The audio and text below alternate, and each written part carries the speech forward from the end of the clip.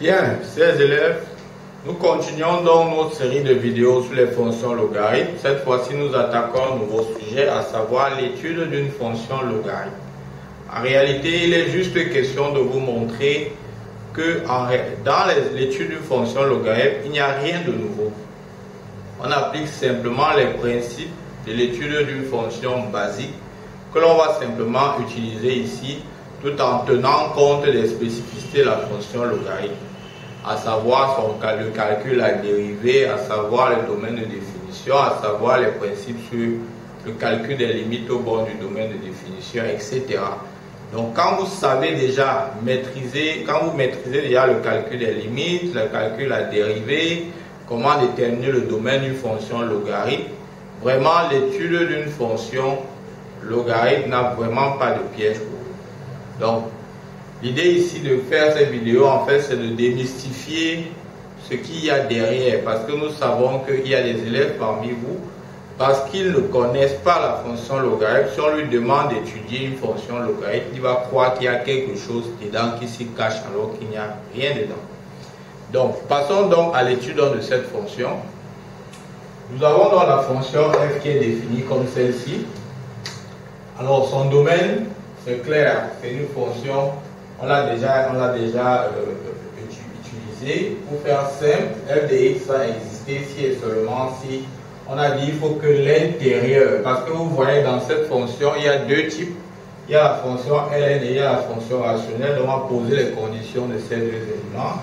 Il va falloir que valeur absolue de x moins 3 sur x plus 1 soit strictement positive. Condition de la fonction ln, c'est lui qui oublie ça. Et puis maintenant, il va falloir que x plus 1 soit différent de 0. Or, nous l'avons tantôt dit dans une vidéo précédente, la valeur absolue d'un nombre est strictement positive si et seulement si ce nombre en lui-même est différent de 0. Donc cela va impliquer que x moins 3 qui est le dénominateur et x plus 2, x plus 1 doivent tous deux être différents de 0. C'est-à-dire que x doit être différent de 3 et x doit être différent de moins 1. Alors la condition x différent de moins 1 rejoint celle-ci, où l'on dit que la fonction là va exister si et seulement si x est différent de 3 et x est différent de moins 1. Donc conclusion, le domaine, ça sera R privé de moins 1 et 3. Je pense que là c'est clair, on l'a expliqué précédemment dans une vidéo concernant le calcul du domaine de définition d'une fonction de ce genre. Maintenant, passons aux limites. Vous convenez avec moi que quand on dit moins l'infini, R privé de moins 1, 3, son domaine un peu plus détaillé sera sous la forme moins l'infini, moins 1 ouvert, union, moins 1, 3 ouvert, union, 3 plus l'infini. Voilà. Donc au bornes, nous allons calculer ici, ici, ici, ici, ici, ici. Ça fait 6 limites. Donc, pour calculer en moins l'infini, la limite de ln de valeur absolue de x moins 3, quand il tend vers sur x plus 1, quand il tend vers moins l'infini, aura le même comportement que ln de valeur absolue de x moins 3 sur x plus 1, parce que quand il tend vers plus l'infini. C'est-à-dire qu'on va mettre au niveau du polynôme, ne garder que les monombres de plus haut degré. Ça va de faire limite x de ln valeur absolue de x sur x. Et en plus ou moins l'infini, et en plus ou moins l'infini, c'est 0. Qui va nous donner ln de 1, donc ln de 1 c'est 0. Voilà ce qu'on termine. Maintenant, on a la limite 1 à moins 1 à moins 1. En moins le cas à gauche, il y a de 1 à droite. Quand il la limite avec des x, moins de 1 à gauche, alors moins de 20 x plus de x, 3. On calcule 1, commence à nous ln 2. Alors voilà ce que direct moins 2 nous fait 0, 2. Donc ça va faire de moins sur 0.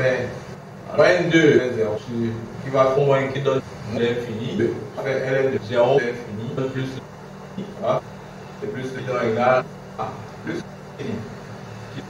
à droite, je vais faire à droite, ça sera la même chose.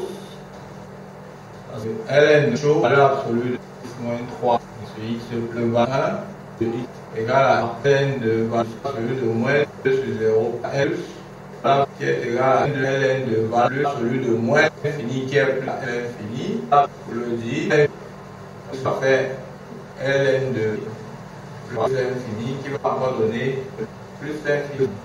Bien, il va de soi. On calcule maintenant en moins 3. À la limite, quand x tend vers moins 3, vers 3, pardon, à gauche, le ln de x moins 3 sur x plus 1 sera égal à ln de 3 moins 3 sur 3 plus 1 qui va donner ln de 0 plus qui donne moins l'infini.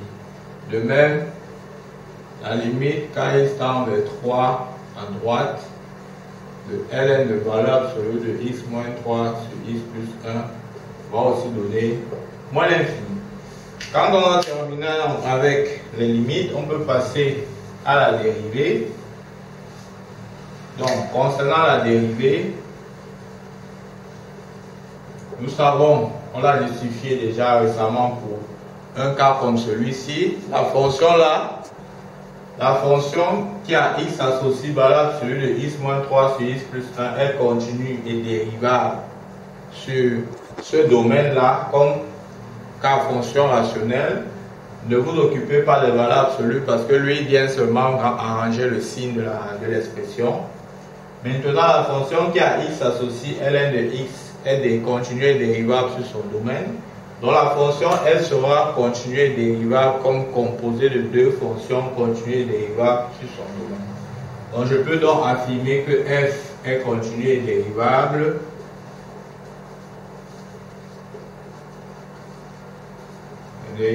sur df, et on calcule donc sa dérivée f' de x qui va nous donner, alors ça va nous donner x moins 3 sur x plus 1 prime divisé par x moins 3 sur x plus 1 en application de la formule de la dérivée qui sera donc égale après calcul à 4 sur x plus 1 au carré sur x moins 3 divisé par x plus 1. Après simplification, vous obtenez 4 sur x moins 3 facteur de x plus 1. Maintenant qu'on connaît la dérivée, on va étudier le signe de cette dérivée afin de pouvoir déduire le sens de variation et le tableau de variation. Donc, vous voyez que le signe va dépendre fortement du signe du dénominateur. Les racines du dénominateur sont moins 1 et 3 qu'on va placer là. Moins l'infini, moins 1, 3, plus l'infini. Alors, mon numérateur c'est 4. Mon dénominateur c'est x moins 3 facteur de x plus 1. Et f' de x. Nous voyons simplement que ici c'est positif partout, ça ne souffre de rien. Ici ces deux s'annulent là, plus, moins et plus, vous savez pourquoi, on l'a déjà vu. Et puis maintenant à la fin, notre dérivée donc sera positive sur moins l'infini 1 union 3 plus l'infini et négative sur l'intervalle moins 1, 3, en tenant compte du fait que ce n'est pas défini en moins 1 et en 3. Le sens de variation, le signe étant donné, le sens de variation est donné aussi. Nous allons dresser dans le tableau de variation. On va dresser le tableau de variation de notre fonction. Donc, je vais ici tableau de variation. J'ai donc x. J'ai ici moins l'infini, moins 1, 3, plus l'infini. Ici, j'aurai f' de x, là et là. On a bien plus, pardon, pas comme ça. Il y a deux barres à tous les deux niveaux. Moins et plus. Donc cela dit ici ça croît, là ça décroît, et là ça décroît. Donc en moins infini, la limite que nous avions trouvée c'était 0. On a 0 ici et 0 là. En moins 1, nous allons retrouver plus l'infini, plus partout. Et moins 1, c'est plus l'infini. Et ici, ça serait moins l'infini. Voilà. Sachant que ça, on a donc voilà ce qu'on a déterminé. Voilà ce qu'on vient de trouver. On a dans le domaine le tableau de domaine de notre qui est le progrès de variation. Le là, on pourra donc appliquer le tableau de variation, brancher l'élection de votre femme. De connaître déjà que l'infini de deux conceptions. Vous voyez pour les branches infinies.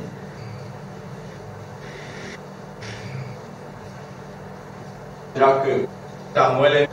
Et en plus, voyons les données. À la limite, ça veut dire l'infini de y est l'infini 0. Mais 0, c'est la droite, c'est la z. Et à z. En moins horizontal. Et en 3, les données les 1, ça veut dire qu'en 3, x égale à 1000, l'infini de la droite, x à droite, et 3 sont à moins 2 les asymptotes. X égale à sont toutes deux asymptotes verticales. Bon, voilà. Maintenant, on a ça. Question maintenant. Tant qu'on point d'intersection, il est dans les axes. C'est l'axe de repère.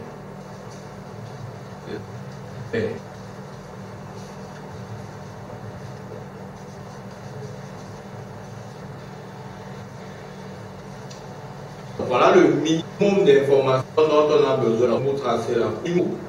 Quand vous avez les branches infinies, vous avez les points d'intersection, les axes déterminés, vous pouvez tracer votre courbe aisément. Donc quand je viens dans là, je vais donc chercher en fait à résoudre f de x égale à 0 et f de 0. Alors f de 0 me semble plus simple.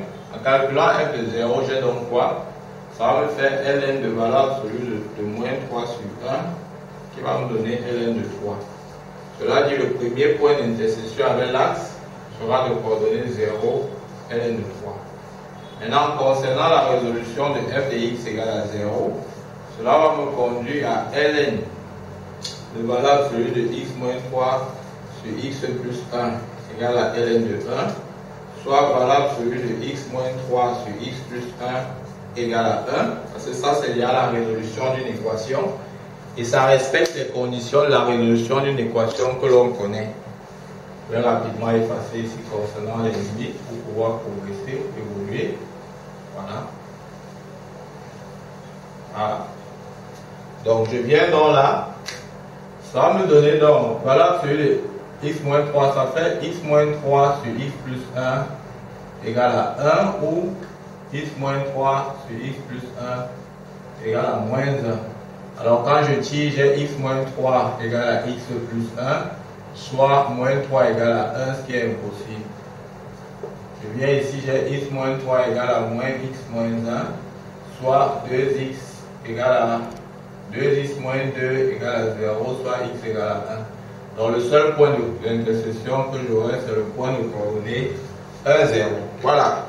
Une fois que j'ai donc ces éléments, je peux construire ma courbe. Aussi simple que ça. Je peux donc construire ma courbe.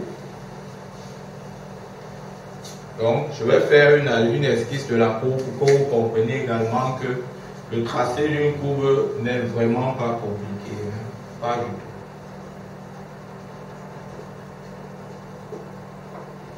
Voilà, voilà, voilà. Voilà. Voilà, j'ai placé là. Voilà, 1, 2, 1, moins 1, et ainsi de suite. Bien. Pour tracer la courbe, on suit les étapes de façon progressive. Première chose que vous devez tracer, c'est les asymptotes. Ensuite, les tangentes horizontales, s'il y a les tangentes horizontales. Ensuite, les points d'intersection avec les axes. Et ensuite, vous faites l'interprétation graphique du tableau de variation. Donc ici, on a dit qu'il y a deux asymptotes. Il y a trois asymptotes. On va placer ces asymptotes. En 0, on a un asymptote y égale à 0 qui est asymptote horizontale, en plus c'est à moins l'infini. À droite, y égale à 0, là voici. On a les asymptotes là. On a l'asymptote x égale à moins 1 qui va en plus l'infini, donc je vais monter. Et x égale à 3 qui va en moins l'infini, donc je descends. C'est sa limite à donner moins l'infini. Voilà, on a fini avec les asymptotes qu'on va placer. Maintenant, on va placer les tangentes horizontales. Alors concernant les tangentes horizontales, on a les tangentes horizontales au point où la dérivée s'annule. Est-ce qu'il y a des points ici où notre dérivée s'annule? Non, il n'y a pas de point où la dérivée s'annule, donc il n'y aura pas de tangente horizontale. Maintenant, on progresse, on va placer les points d'intersection avec les axes. Donc, comme point d'intersection avec les axes, on a le point de coordonnées 1, 0, c'est-à-dire ce point-ci. Et le point de coordonnées 0, ln de 3. Alors, ln de 3 doit donner entre 1,5, comme ça. Donc, on va prendre 0, 1,5 quelque part. Voilà. Maintenant, une fois qu'on a terminé de placer ces éléments, on va maintenant faire l'interprétation graphique de notre tableau de variation. C'est-à-dire graphiquement, qu'est-ce que l'on a? Alors, graphiquement, à ce niveau, on a une asymptote horizontale, une AV, une AV et une AH. Bien, maintenant, passons à la consultation. Notre cours va quitter la asymptote horizontale et va grimper vers l'asymptote verticale à -1. Elle va quitter comme ça. Ensuite, elle va quitter notre asymptote verticale. Elle va descendre l'asymptote verticale en bas. Elle va finir là en bas, simplement. Elle va quitter la verticale. Et enfin, elle va grimper l'asymptote verticale. 3 et comme c'est l'asymptote horizontale. Donc, c'est donc les portions. Voilà donc le traitement de notre fonction. Vous avez vu cette vidéo. Comment dérouler à étude vidéo dans le graphe qu'on a fait la fonction aussi simplement décortiquer les cibles et pour vous amener à suivre les parce qu'on a des fonctions qui peuvent croire que tu le fais parler de la fonction logarithme, sinon les fonctions sont vraiment difficiles. Donc, très cher, j'ai pour le plan. Je vous dis très bien. Prochaine vidéo.